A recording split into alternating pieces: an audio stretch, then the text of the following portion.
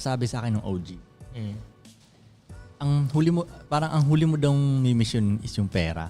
Huli, okay. Di ba? Parang ang iniisip ng lahat, ang unahin mong mi-missionin yung pera. Diba? Pero mas maganda na huli ang pera. Kasi parang ano yun eh. Pag kunyari, nauna yung pera sa'yo parang hindi ma-amplify niya kung sino ka. Kasi kunyari, nalabas agad. Kunyari loser ka. Kung nagkapera ka ng malaki, lalong magiging kang loser. Ka.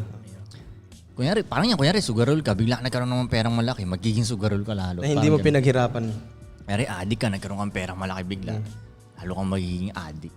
So kung parang, ang point niya doon, parang sarili muna. kung astig ka na agad, bilang nagkapera ka pa, Yun. lalo kang aastig. Nagigets mo? Parang ganun.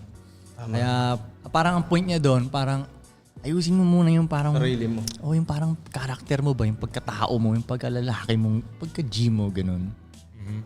Pero habang ginagawa mo yun, syempre, tinatry mo pa rin dumiskarte. Tatry mo pa rin dumiskarte. Pero kasi yun napapansin ko, nakakalimutan ng iba yun eh. Parang masyado silang nakafocus. Parang pera lang. Ang dami ko nakikilala ganun eh, na parang ang daming pera nito. Pero wala siyang ibang alam. Parang, ang pangit ng forma niya, pangit ng tindigan niya, hindi siya, awkward siya. Hindi siya marunong makipag-usap sa mga tao, hindi siya makatingin sa mata ko. Pero, milyonaryo siya. Ang alam kasi ng karamihan ko, yun nga, pag marami ka ng pera, Yun okay na. Panalo na eh. Tama. Yun nga yun na parang natutunan ko ng mga nakaraan na may mga namimit akong ibang tao eh. Na pag nauna yung pera sa kanila, nasa maling timing Pag maling timing yung dating ng pera. Para sa akin kasi sa tingin ko may timing dapat eh. Pag maling timing, ngayon yung taong yun, let's say wala siya hindi niya naayos yung sarili niya, wala siya ganong alam, bla bla bla. Dumami pera niya. Sarado na ngayon yung tenga niya. Wala nang papakinggan. Sarado yung tenga niya. Na para kaya minsan pag may sasabihin ako sa kanya, dapat niya namang malaman. Hindi niya pinakikinggan dahil sa isip niya, mas marami akong pera sa'yo. Yun, totoo. Ba't ako makikinig sa'yo, mas marami akong pera makikinig sa'yo, may pera ako. Tama. Di ba?